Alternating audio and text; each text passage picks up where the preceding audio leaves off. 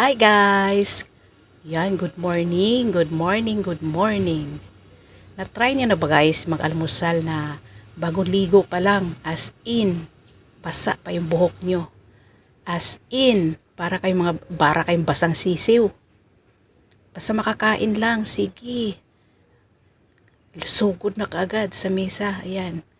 Kain ng kain, kung sa Bisaya, gusab ba, gusab. Hab-hab.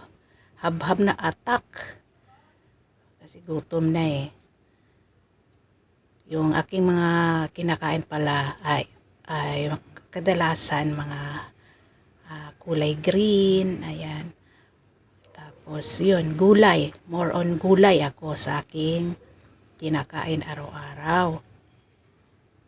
Tapos lagi rin akong kumakain ng nilagang itlog.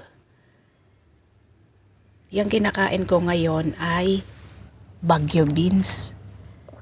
Yan, binanlian, anong tawag niyan? Blanch, sa English ba yan? Sabihin na lang natin na gilaphawan sa Bisaya ba? Gilaphawan ran anako guys niya, ako din gisawsaw ra sa asin pagkahuman. Nya, nadin ko isa ka buok saging nga lakatan. Muna akong kuhaan og kanang tamis ba, kay wala man tamis na ng uban nga ako gikaon. At least ang saging na mo na siya guys, isa ka buok saging nga lakatan nya. Kining Baguio beans nasa mga 50 grams na 50 grams unya. Naghimo din ko akong smoothie, kinang ginawa siya sa kuan guys, sa celery na muna akong gihimo karon, akong gikaon. Unya lisod man pod og kana bitong, sige ra pod nako usap-usapon og pinapaspas para sa anang uban bitaw nga ihasog-hasog bitaw sa baba guys, na para sa anang mga nagmumukbang. Di man ako afford na ingana guys, kay kaliwa raman kung ngipin ang maguya guys, kay ang kabila kong bagang kulang naman. So hirap akong magmuya ng kabilaan pala. Sa kabila okay lang pagka malambot, kaya medyo kung pansinin nyo yung aking bibig ay medyo tabingi kasi gawa nga ng, siguro ganyan talaga dinidesign yung bibig ko, medyo tabingi. Sa tingin ko lang ha. Ewan ko sa inyo guys kung anong tingin niyo sa aking bibig. Hi! So yun lang guys. Yung aking masasabi sa aking pagbablog, sa aking almusal ngayon, sa aking video. Kain-kain lang.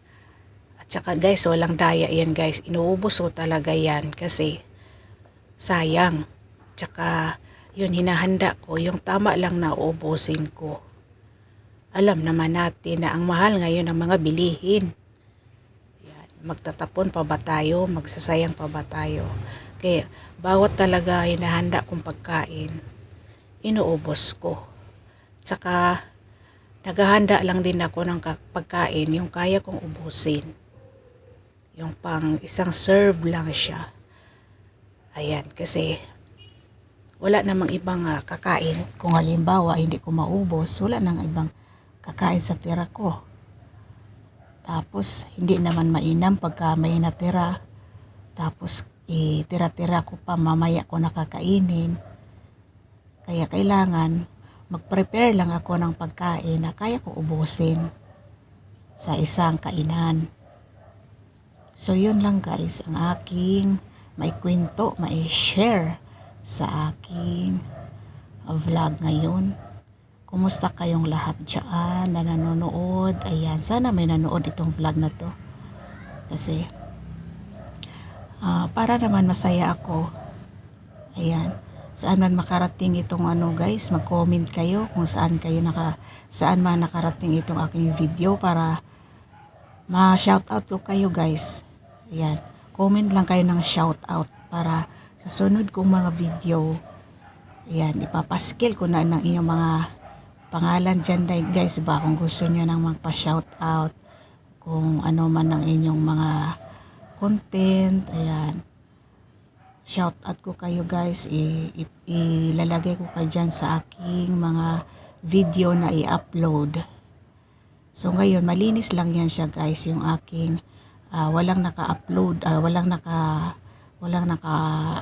shoutout, kaya ayun, walang nakalagay dyan, wala pang nagpapa-shoutout.